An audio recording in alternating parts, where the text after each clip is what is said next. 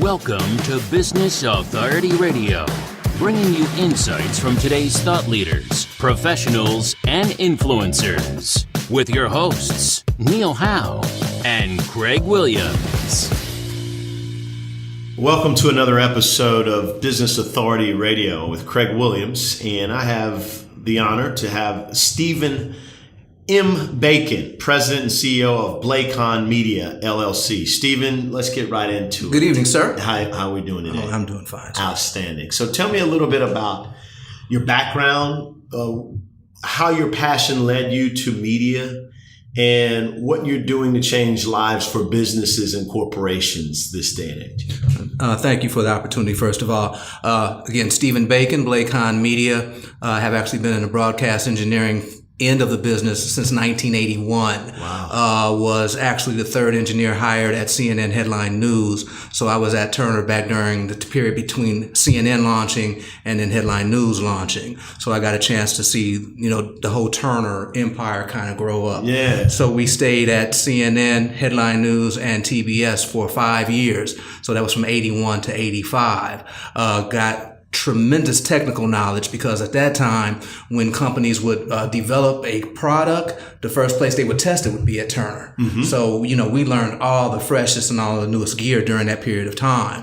But the problem was I wasn't making any money. So I said, where can I go with these skills and, provide myself with a decent cost of living? At that time, I just gotten engaged and I knew I was going to need to kind of pump it up a little bit. So we moved to Washington, D.C.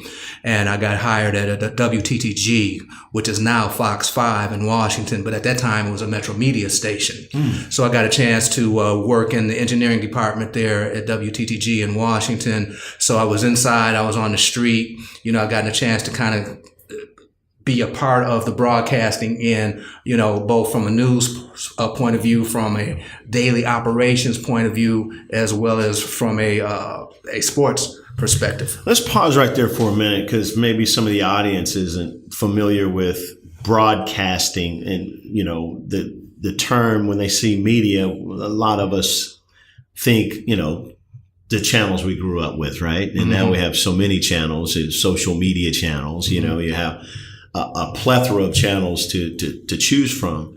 But when you say media and broadcasting, share with me what that was then and what it is now. Okay. Well, then, since there was no social media, things were done a lot more from a public relations standpoint. And I think public relations and marketing were even more closely married then than they are now. Most definitely. But what we found out since then is as technology has developed and broadcast engineering has become more like IT even, and it has certainly taken on more of an engineering perspective. When I first started, even when I was at the station, because I eventually moved to St. Louis, worked for KMOV, worked for a number of people. All of the gentlemen who taught me were World War II technologists. So they were submarine technologists, Morse code guys. Gotcha. I mean, really old school guys. Yeah. But they helped us get the foundation for all the things that you see now. Yeah. I remember in high school, I took a computer lab class and we were still punching cards back then. Absolutely. So we talked about what the internet and intranet would look like or we thought was going to look like. And to see it grow in just my lifetime, it's been amazing. Back to a lot of the services that you work with some heavy equipment. The business that you're in is not a cheap business, and you being an authority in the media space, how did you get into, did you work on the Olympics? How did you get into where you're driving around with satellites? Well, what happened was in 2000, I was hired by the Gore Lieberman campaign. Wow. So that's when I got my chance to actually jump into a presidential contest on a national level. Wow. So I was actually responsible. So what happened was I moved from St. Louis, having been an engineer at KMOV, and I was asked to produce and run all the live broadcasts for the Gore Lieberman campaign in 2000. So we moved to Nashville, and then is when I really got my feet wet on, live field broadcasts, moving satellite trucks around the country, booking satellite times, booking uplinks, booking downlinks. Fiber was just starting to come in, utilizing fiber for transmissions. We actually were responsible for building the whole facility out from a broadcast standpoint in Nashville because they just bought an unusual office building, but they brought us in to turn that into a studio. Wow. So at that point, I started learning how to move crews around the country and, make sure editors were in place and, make sure that when Lieberman or Gore hit the stage, everything was ready for a national broadcast. Wow. And I think, your mobility also put you in a place where you're in the right place at the right time. Were you here around the Olympics when it came to Atlanta? I was living in St. Louis, but I got hired to work at the Olympics. So I took those 2 weeks off and came to Atlanta, and I was actually an audio person for judo. Gotcha. During the Olympics, yes. Yeah, because I understand. I mean, I got exposed to a lot of the infrastructure that was put in Atlanta to feed the games to the world. And when the games were over, that infrastructure was just sitting there waiting for, it was underutilized for close to a decade, I know, in some places. Or even worse. I mean, I'm out in Stone Mountain, so the tennis stadium there that was built for the Olympics really hasn't been utilized since then. And I've just heard in the last 2 weeks they're just going to tear it down. My goodness. Right. My goodness. So tell me a little bit more about the capabilities, and is your specialty video or audio? Tell me a little bit more about the broadcasting that you do at BlaCon. I'm finding myself to be more of a tech manager. So, and as things develop a little bit more, I have to keep my skills up, but it's impossible to keep my skills up with the current pace that things are changing. So what I try to do is make sure that I mix a little bit of new with a lot of the old so that when I walk on site, I know enough about everything that's going on to oversee it, to make sure that event happens. So you're bridging the gap. And I mean, that once again, I've had many of these conversations, and I'm excited about the times we're in, because those who have been accused of being too creative in business, their time has come now, where if you don't have that muscle, you better hire someone who does, to be able to adapt, to be that hybrid, to like you said, to bring the old and the new and make it work for now. Tell me a little bit about that. Well, I mean, and that's interesting that you say that, because most people think of what we do, and we're going to start doing more of this, is the creative part, but we're actually the foundational part. We make sure that what you see on the internet, what you see on television, what you see on any PDA that you might have, we're responsible for making sure that it gets there. So that's not necessarily creative as much as oftentimes that's just a technical gun for hire. Yeah, when I say creative, I would say has it's a broad statement, and creative is when you, as you said earlier, Stephen, you're taking the old and the new. Not everybody knows how to make their way with the old and the new. They either can do the old or they do the new. Right. There's no, so that's the creative, the bridge, the value you actually bring, because you have to be open enough to the new and appreciate enough and not judge the new, and also not belittle the old, so to speak, or what's past or considered passé, to see the value in that and bring it together and weave it into a valuable asset. That takes creativity. Oh, I see what you're saying. And that's through experience. Basically, when you have the experience and you don't, a lot of us feel, well, I don't need that anymore. I don't do that anymore. Or that's not, as the millennials may say or may not say, that's not in right now. So I don't do Facebook like the parents, or I just do this or do this. There's no one, they're not going to be, I don't think there are going to be any one hit wonders anymore. A big business has a strategy of sustainability, and it's called merger and acquisition. Everyone else better be collaborating to survive in this day and age because technology is moving so fast, because the speed of business and commerce is moving so fast. You don't have the time you had back in the day. Oh, we can give it time. No, because your lunch is going to be eaten by somebody who just crunk up the same business model that you did.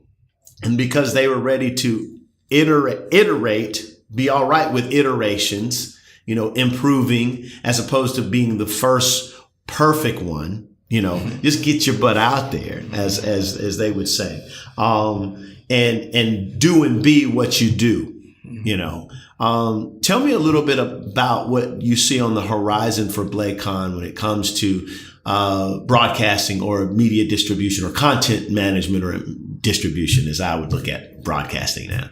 Well, and you touched on a great point, and that is that because of the nature of technology and how things are developing, that the heavy hardware is quickly going out. And that's something that, I've had a lot of friends who have basically suicidal. You're sitting on top of a $500,000 satellite truck that now you're not getting any calls. And you've mortgaged your home to be able to pay for your truck. And now you're losing your truck and your home. Consequently, bonded cellular technology has taken a lot of that. And now we're able to do a broadcast in a pack that's about the size of a briefcase or even smaller. And you're seeing that all over the place. I mean, we went to the last we've been at all the conventions, but the last two conventions, the old school guys were kind of appalled to see what technology had done to a live shot. Where during the Gore days, I'd have 20 SAT trucks sitting out behind a convention center. Now you got a cell phone, and you got a coupler and a mic and a light specially made for the cell phone. And that's your broadcast. So how does somebody with a $500,000 truck compete with that? You don't. So what are you finding are some creative resourcing of that technology, of the SAT trucks? I mean, is there anything that can we recycle those? Is there, is there any value to it? Well, no, it's interesting.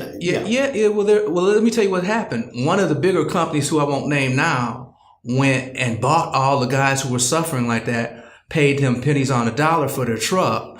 So they didn't commit suicide and took their trucks and just set them in a field behind their location to get them off the streets. And what they did was they fixed a few of them, they bought a few new ones, and they made sure that whatever, because there's going to always need to be a satellite uplink. Yes. Okay, there's going to be places where you just can't use a bonded cellular unit to help you with your broadcast. So they wanted to make sure that when there's a truck that's called, they owned that truck. Gotcha. So maybe in 2000, where there were 70 companies that had SAT trucks, now there's 20. There's that much difference. Wow. Yeah. That is a big difference. Tell us a little bit about, your capabilities and your authority and what you provide to your client, who you serve and who you don't serve. Heck, we'll serve just about anybody. Let's be, and that's been one of our challenges. People look at our website and say, "I can't afford you," and so instead of calling us to see if they can afford us, they make that assumption.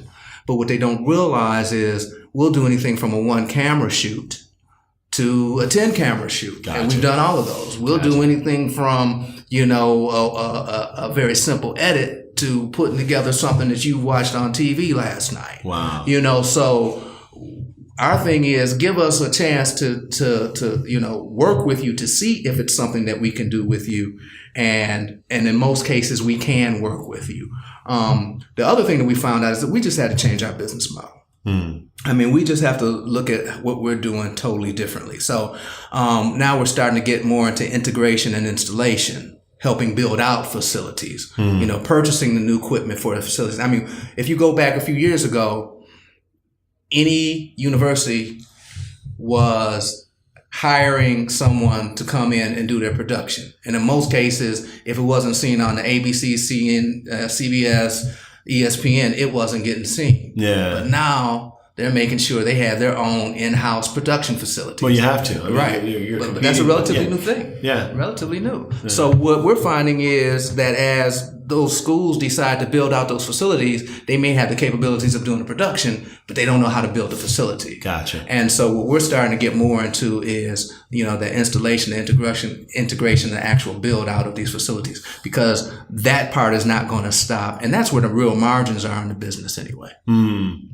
What would you say the passion that you still have? I know when you first got into it, it was an opportunity to uplink and broadcast a story, a message, an experience to the world sometimes. And that's powerful to be able to be a part of that equation or be a variable in getting a message or a video. Picture's worth 1,000 words, so video and movies worth 100x, right? What would you say the passion is now for you in the business? That's an interesting question, and almost kind of an emotional one with me, because I graduated from University of Nevada in Las Vegas in 1979. And about 3 years ago, my mother showed me a Mother's Day card that I sent her in 1978. Wow. And I told her that I was going to be a producer of international television shows. Wow. Having no idea in 1978 that I was just going to come back from Havana, Cuba, back in April, having produced International Jazz Day that was seen all over the world. So my passion now is, and I'm finding, man, I'm really starting to suck as a production guy. Anything you don't do a lot of, you don't keep your skills up. That's man. it. I'm really starting to get really bad at it. That's a good learning point right there. I mean, maturity. I know good shooters, and I'm not one. I used to be pretty good, but I'm not now. I know good editors. I'm not one. I used to be pretty good. I'm not now. So I have to recognize that my skill comes in pulling everything together. Putting folks in the right place and knowing people from point A to point Z, so we can make sure that we uplink it from Istanbul, Turkey, and it comes down in the right place and people see it around the world. Literally, you got the point A to Z. Right. right. Oh man. So tell me what's on the horizon for BlaCon. Well, one of the things that we have a passion for, man, and my partner, Zoran Turlington, he's been here for a lot of these projects that we're talking about now. When I started in 1981, there was a core group of African-American engineers. And we're still friends today. In fact, I talked to one the other day. We're still helping each other work. We're still helping each other make money. And as the years come, up, we're starting to see fewer and fewer African-American engineers on these sites. You'll see some in production. You'll see some doing, but I'm talking about the brothers who are in the bottom of the stadium, making sure that the fiber is being distributed throughout the building so that when Fox pulls their truck up, all they got to do is connect. And we're seeing less and less of them. So we have a passion for making sure we produce the next generation of African-American engineers. And it's very important. I mean, as a cult, what's in the air now is the conversation of immigration. And it's funny that, there is no America without immigrants. And it takes the collective of cultures. And that's where the strength is, in the unity. And the more we get away from where our strength is, the weaker we will become. I don't care what the name of the country or organization or corporation is. Without unity, there is no strength. That's from the White House to the outhouse. That's from this continent to any other continent on the face of this planet. And I'm a person that's into the human race, but we as humans in the United States know where the growth and the fiber of this nation was built. And when we forget from whence we came, history will repeat itself as all other fallen empires have. And we don't remember our foundation and the foundation of this country. I don't care who is speaking for or against it, understand the foundation of this country comes from those who look like you and me, and some that look a little bit different, but they didn't look like those who came over with a choice, you know. And so I challenge anyone, and I will continue to challenge anyone to not appreciate their community, their culture, their ethnicity. If you can't stand for that, you will fall for anything. And if somebody else is giving you something that you don't even have a connection to, and you buy into it, woe is you. So I commend you on pursuing and having the consciousness that it's important that you are intentional about the next generation of individuals. And of course, put racial biases aside. We all have a bias to that we're familiar with and where we come from. That's called survival, you know. But it all boils down to when we all look at our differences, they're few and far between to the similarities when it comes to humanity and the human race. So I definitely want to encourage you to continue with that pursuit to make sure there's someone, because you will lose your identity, and so will those who come after you who look like you or come from a strain of you, so to speak. And when we don't have an identity, and that's where brands are built. That's where greatness is built, when we have an identity, and not so much that I'm better than you or you're better than me, but we have an identity of humanity. And that's what resonates where I fall short, like you said earlier. That's where great leaders come from, when they realize, hey, I suck at that.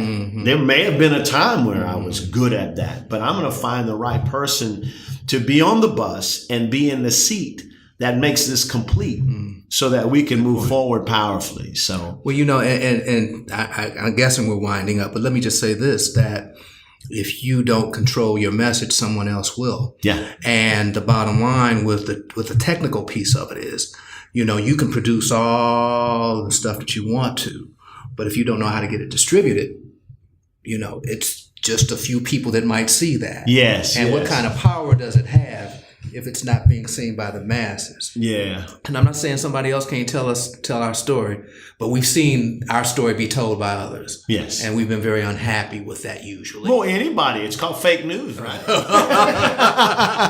I mean, anybody's going to have a problem with the wrong told story or an untold story. At least if there's a wrong story, there stands to be corrected. But if there's an untold story, my goodness. You know, and there's the opportunity where BlaCon, you being a part of that system of distribution, post-production, pre-production, and broadcasting, there's a very important, that's the platform that gets it's the future of the world. Yeah. It is the future. Yeah, the message is one thing, but getting the message out is the other. The future. Many businesses may come and go, but this one is going to be here. Yeah. It is going to be here. Yeah. Well, tell us how we can get in touch with you, Smbacon, and your partner, Zeron Turlington. How do individuals get in touch with BlaCon Media LLC to help them get their message out to the world? But first of all, they can visit us at www.blaconmedia.com. That's blaconmedia.com. The office number is 770-498-9416. We're open 24/7.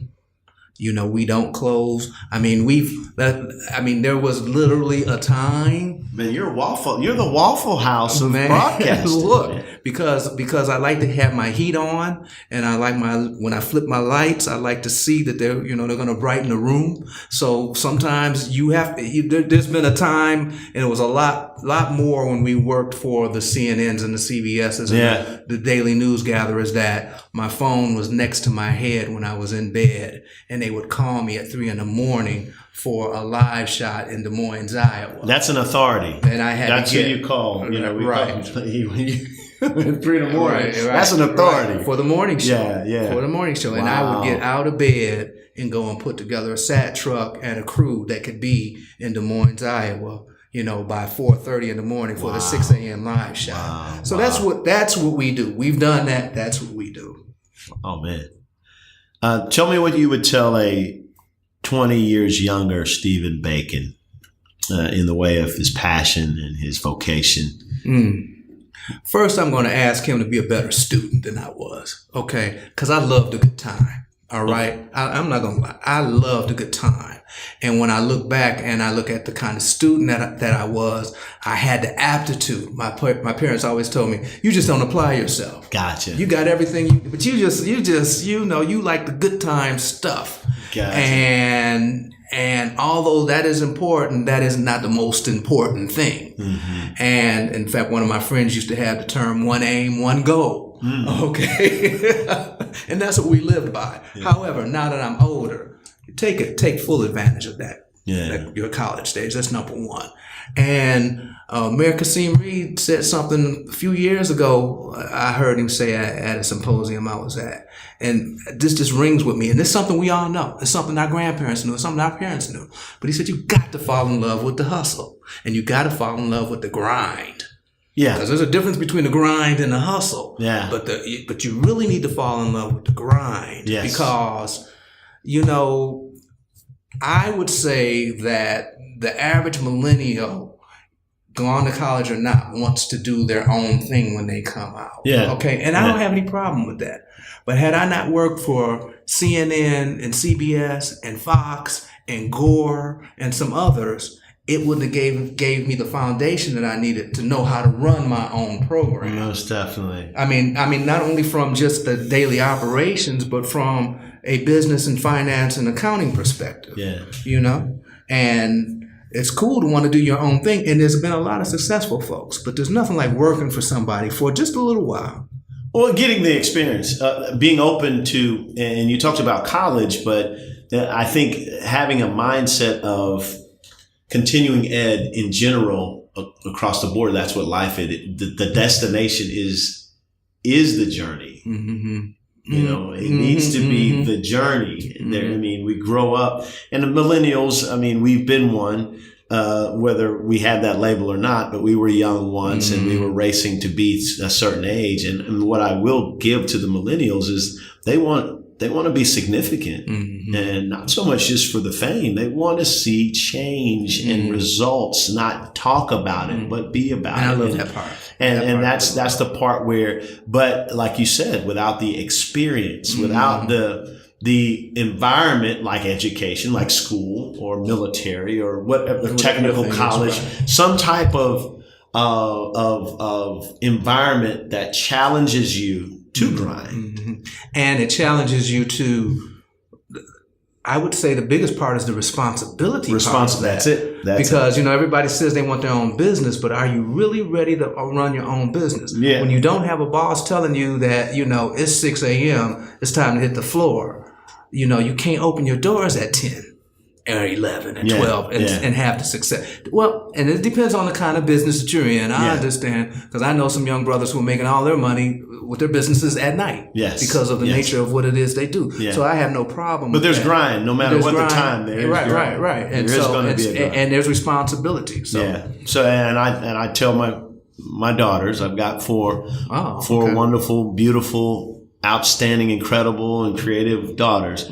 Anybody can be grown, but there's a difference between being grown and responsible. And I think it's very important that we all recognize that it's important to be responsible if you're building something that's sustainable. It's just about you. Very well said. Continue to be grown. Right. Tell me how that works out for you. Right. Yeah. Well, Brother Stephen Bacon, I thank you for it's been good, man. gracing us with your presence, sharing with us some of your passion and the story behind BlaCon, and you being a media authority and your company being a big contributor to many stories that have been told around the world. We appreciate you coming by and sharing with us at the Business Authority Radio. Thank you, sir. Anytime. Yes, sir. You've been listening to Business Authority Radio with Neil Howe and Greg Williams. To learn more about the resources mentioned in today's show or to listen to past episodes, visit businessauthorityradio.com.